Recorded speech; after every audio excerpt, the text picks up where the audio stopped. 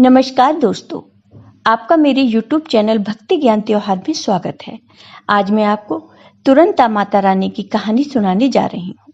अगर आपको ये कहानी पसंद आए तो कमेंट बॉक्स में तुरंत आ माता की जय अवश्य लिखिए। साथ ही अगर आपने अभी तक मेरे चैनल को सब्सक्राइब नहीं किया तो सब्सक्राइब कर लीजिए और बेल आइकॉन पर क्लिक जरूर कीजिए, जिससे हमारे वीडियो के नोटिफिकेशन आपको मिलते रहें। एक राजा और रानी थे। बहुत दिनों तक उनके कोई संतान नहीं हुई। बहुत जप तप करने के बाद कई सालों के बाद उनको एक पुत्र की प्राप्ति हुई। अब राजा और रानी बहुत खुशी से अपना राजपाट संभालने लगे। कई दिनों तक ऐसे ही चलता रहा। समय बीतता है, देखते ही देखते राजा का पुत्र 4-5 साल का हो जाता है। एक दिन की बात है, रानी दोपहर में अपने बेटे के साथ सो रही थी और रानी के बच्चे की नींद खुली तो वह उठकर बाहर की ओर जाने लगा, क्योंकि उसको बाहर जाने नहीं दिया जाता था।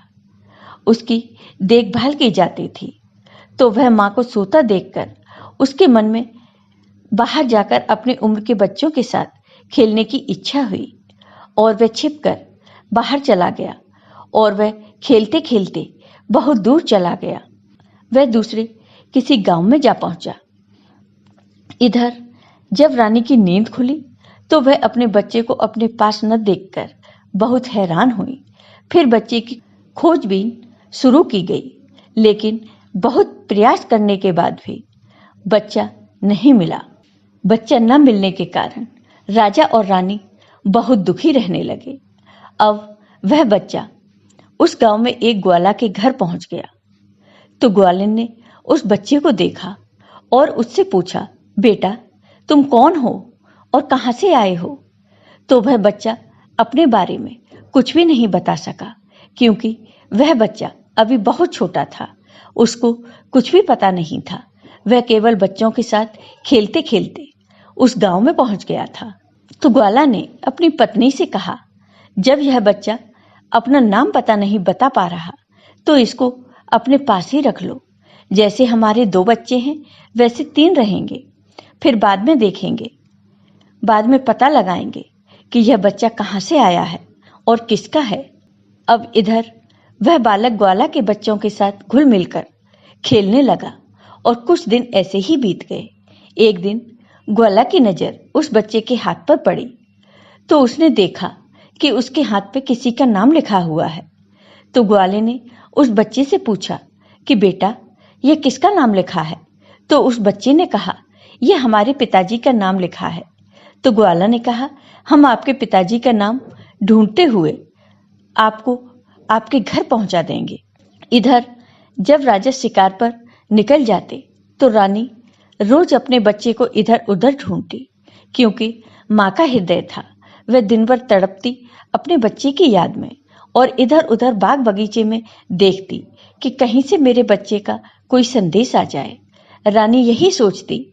इतने दिनों के बाद एक संतान हुई भी तो मैंने लापरवाही में वह भी अपने हाथ से गवा दिया। अब रानी एकदम निराश होकर एक गांव में पहुंची तो रानी ने वहां पर देखा कि कुछ औरत मिलकर दुर्गाइयां पूजा कर रही थीं। तो रानी भी वहां पर बैठकर पूरी पूजा देखने लगी और दुर्गाइयां पूजा में कही जाने वाली कहानी को भी बहुत मन लगाकर सुनने लगी। पूजा खत्म हो जाने के बाद सारी सुहागिनों ने रानी को प्रसाद दिया। तब रानी ने उनसे पूछा, बहन आप किसकी पूजा कर रही हैं? हमको भी बता दीजिए। तब सभी सुहागिनों ने कहा, हम तुरंता माता की पूजा कर रहे हैं। तुरंता माता बहुत ही दयालु हैं। यह अपने भक्तों के संकट को क्षण मात्र में दूर कर देती हैं। बस ध्यान रखने वाली बात यह है कि जब आपकी मनोकामना तुरंता माता पूरी कर दें तो आपने जो कुछ पूजा मान रखा है वह तुरंत कर दें। मनोकामना पूर्ण होने के बाद तुरंत माता की पूजा तुरंत ही कर देनी चाहिए, उसको टालनी नहीं चाहिए।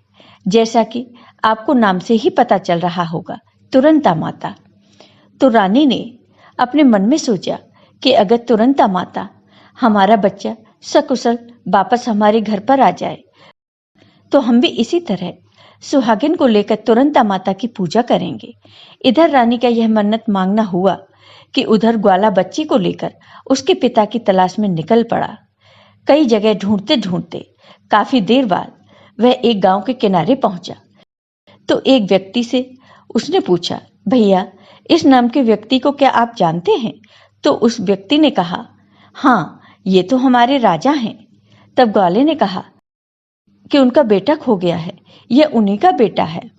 तब वह आदमी ग्वाले को लेकर ग्वाला बच्चे को लेकर महल पहुंचा तो राजा रानी ने अपने बच्चे को देखकर गले से लगा लिया और राजा और रानी अपने बच्चे से लिपट लिपट कर रोने लगे और बार बार ग्वाला को धन्यवाद करने लगे। फिर राजा ने पूछा, भाई इसको आपने कहाँ पाया? तो ग्वाला ने कहा, राजा साहब यह बालक घूमते घूमते हमारे गांव पहुंच गया था। तब हमने इसे आपका पता पूछा तो बालक कुछ नहीं बता सका। एक दिन खेलते खेलते मेरी नजर इसके हाथ पर पड़ गई तो आपका नाम लिखा हुआ था और उसी नाम के सहारे हमने इसको आप तक पहुंचा दिया है। रानी की खुशी का ठिकाना नहीं रहा। रानी ने राजा से कहा कि ग्वाले को खूब धन दौलत देकर विदा कीजिए, लेकिन ग्वाला ने कुछ नहीं लिया और कहा कि जितनी खुशी आपको है अपना बच्चा पाकर, उतनी खुशी मुझे भी है कि मैंने आपकी धरोहर को आप तक पहुंचा दिया। अंत में राजा ने ग्वाला को धन दौलत देकर विदा किया। अब रानी को यह तुरंत याद आ गया कि यह सब काम तुरंत माता का है, जिसकी पूजा उन्होंने कल मान रखी थी। रानी ने राजा से कहा, हमें तुरंत माता की पूजा करनी है। नगर की कुछ औरतों को निमंत्रण दीजिए और तुरंत माता की पूजा में लगने वाली सारी सामग्री इकट्ठी करवाइए। आज हम सब मिलकर तुरंत माता की पूजा विधि पूर्वक करेंगे। तुरंत माता की पूजा की सारी व्यवस्था की गई। सभी सुहागिनों ने मिलकर तुरंत माता की पूजा विधि विधान से की और तुरंत माता का गीत गाया। जिन सुहागिनों को तुरंत माता की कथा आती थी, उन्होंने तुरंत माता की कथा सुनाई और फिर अंत में सभी सुहागिनों ने मिलकर तुरंत माता की आरती की और तुरंत माता से प्रार्थना की, हे माँ, जिस तरह से आपने हमारे संकट को दूर किया है, ऐसे ही जो लोग आपको याद करें, आप उनके भी संकट को तुरंत दूर करें। आपका स्वभाव बड़ा ही दयालु, बड़ा ही सहज और बड़ा ही कृपालु है। जय हो तुरंत आ माता की। आपको ये वीडियो पसंद आया हो तो कमेंट बॉक्स में कमेंट करके जरूर बताइए। साथ ही मेरे वीडियो को ज़्यादा से ज़्यादा शेयर करिए। धन्यवाद।